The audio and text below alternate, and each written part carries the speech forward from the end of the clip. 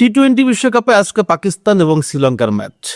যদিও এই ম্যাচটা গতকালকে যদি ইংল্যান্ড হেরে যেত তাহলে সাধারণ একটা ম্যাচ হতো, বাট আজকের ম্যাচটা পাকিস্তানের জন্য কোয়ার্টার ফাইনাল ম্যাচ। শুধু কোয়ার্টার ফাইনাল না, এই ম্যাচে পাকিস্তানকে জিততে হবে বড় ব্যবধানে। গতকালকে ইংল্যান্ড যখন জিতে গেল নিউজিল্যান্ডের বিপক্ষে, এবং যদি ইংল্যান্ড আরো বড় ব্যবধান জিততো তাহলে পাকিস্তানের জন্য সহজ হতো। যদিও আসলে ইংল্যান্ডের ম্যাচটা একটা সময় মনে হচ্ছিল যে ইংল্যান্ড হেরে যাবে, শেষে রায়ান আহমেদ এবং উইল জ্যাক্স যেভাবে করে নিউজিল্যান্ডের বলারদের পিটাইছে, একটা সময় তো মনে হচ্ছিল যে 80% সম্ভাবনা নিউজিল্যান্ডের, 20% ইংল্যান্ড, এবং সেখান থেকে ম্যাচ বের করে নিয়ে আসা এটা খুবই কঠিন। কারণ হ্যারি ব্রুক যখন আউট হয়ে গেছে, বিথেলরা আউট হয়ে গেছে, এরপরে কিন্তু খুব কঠিন হয়ে গেছিল ইংল্যান্ডের জন্য সমীকরণ। বাট সেটা হয় নাই, শেষ পর্যন্ত ইংল্যান্ড জিতছে 4 উইকেটে। এর মাধ্যমে পাকিস্তানকে সুযোগ করে দিচ্ছে সেমিফাইনাল খেলার। এখন প্রশ্ন হচ্ছে, পাকিস্তানের আজকের ম্যাচ শ্রীলঙ্কার সাথে খুব মানে বললাম না কোয়ার্টার ফাইনাল, সো এই ম্যাচটা পাকিস্তানকে জিততে হবে 64 রানে যদি আগে ব্যাট করে, এবং পরে ব্যাট করলে 13 ওভার 1 বলে।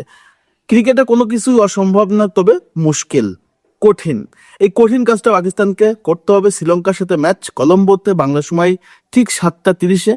এই ম্যাচটা যদি বৃষ্টিতে ভেসে যায় সবকিছু শেষ, বাট জিততে হবে পাকিস্তানকে, কোনো আদার্স সূত্র নাই। এর আগে অনেকবার অনেক সমীকরণে মার পেয়েছে পাকিস্তান, কিন্তু টি-20 বিশ্বকাপ, ওয়ানডে বিশ্বকাপে উপরে উঠে গেছে। বাট এইবার দেখা যাক আসলে কি হইতে পারে। যেহেতু শ্রীলঙ্কার মাঠে খেলা, শ্রীলঙ্কা এই মুহূর্তে খুব একটা ভালো পজিশনে নাই। 2টা ম্যাচ তারা আসলে খুব বাজেভাবে হারছে। আজকে পাকিস্তান সাথে যদি হেরে যায় বড় ব্যবধান, তাহলে পাকিস্তানের জন্য সুবিধা হবে। শ্রীলঙ্কার ব্যাটিং এর টপ অর্ডারে বিশেষ করে প্রথম নিশাঙ্কা, তার সাথে আসালাঙ্কা, এরা আসলে খুব একটা ভালো ফর্মে নাই। যদি ফর্মে থাকতো শ্রীলঙ্কা নিউজিল্যান্ডের সাথে এমন বাজেভাবে হারতো না, ইংল্যান্ডের সাথে হারতো না। সো আজকে যে ম্যাচটা পাকিস্তানের কাছে সবচেয়ে ইম্পর্টেন্ট এই জন্য, কারণ পাকিস্তান টিমে অ্যাঙ্করের অভাব নাই। বিশেষ করে বাবর আজম, সে যেভাবে বল নষ্ট করতেছে সেটা এই ম্যাচের জন্য অন্তত সুইটেবল না।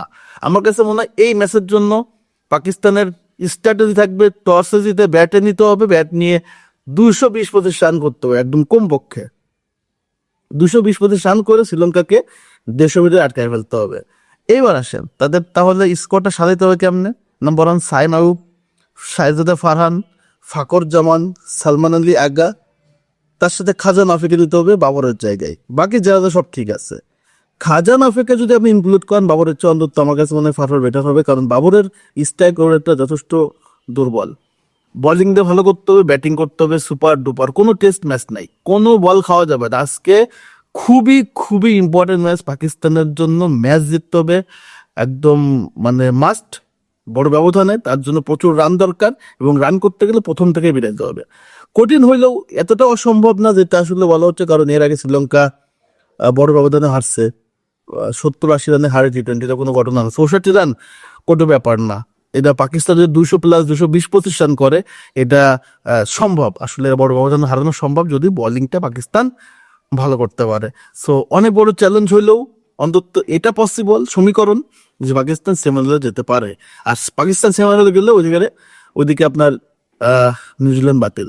সো ম্যাচটা খুব এক্সাইটেড, ঠিক 7:30টায় ম্যাচ, খুবই এক্সাইটেড। আজকের ম্যাচে পাকিস্তান সাপোর্টার, আপনি কার, এবং আজকে ম্যাচে কে জিতবে, পাকিস্তানকে জিততে পারবে কিনা, এবং পাকিস্তান সেমিফাইনালে যেতে পারবে কিনা, সেটাও কিন্তু অবশ্যই কমেন্টস করবেন। ধন্যবাদ সবাইকে।